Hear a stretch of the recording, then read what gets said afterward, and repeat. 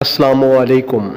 सोच अच्छी होनी चाहिए क्योंकि नज़र का इलाज मुमकिन है लेकिन नज़रिए का नहीं। दोनों सूरतें यकीन की हैं, कोई अल्लाह के लिए सब छोड़ देता है और कोई अल्लाह ही पे सब छोड़ देता है।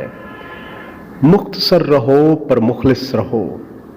खुश रहने का सबसे अच्छा तरीका ये है कि दूसरों को खुश रखने की कोशिश की जाए। हज़रत शेख अब्दुल कादिर जीलानी रहमतुल्लाह अलैह फरमाते हैं, तू अल्लाह की राह में मुस्तहिक को भी दे और उसे भी दे जो मुस्तहिक नहीं है।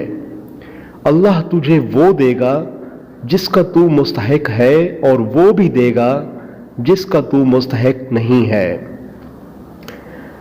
भेड़ बकरियां इंसानों से ज़्यादा बाखबर होती हैं क्योंकि चरवाहे की एक आवाज़ पर चरना छोड़ देती हैं और इंसान अपनी ख्वाहिश की खातिर हुक्म इलाही की परवाह तक नहीं करता।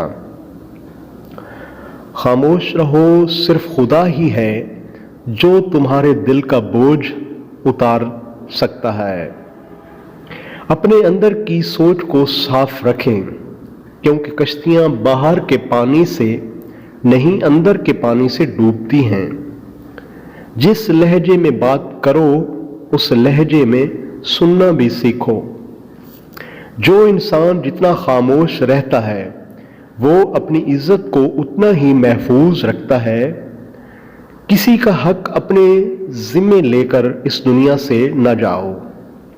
सच बोलने से इंसान को ज़हनी परेशानियों से निजात मिलती है और उसका दिल हल्का होता है।